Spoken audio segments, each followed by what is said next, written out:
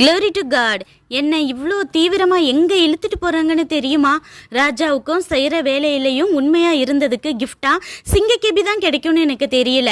அடிமையாய் வந்த இடத்துல அதிபதியான என்னை பார்த்து பொறாமப்பட்டவங்க முகத்திலெல்லாம் இப்போ வெற்றி சிரிப்பு.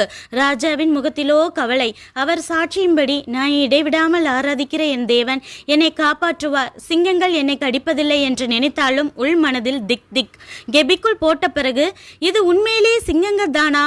பூனைக்குட்டிகள் போல என் காலை சுத்தி வருது.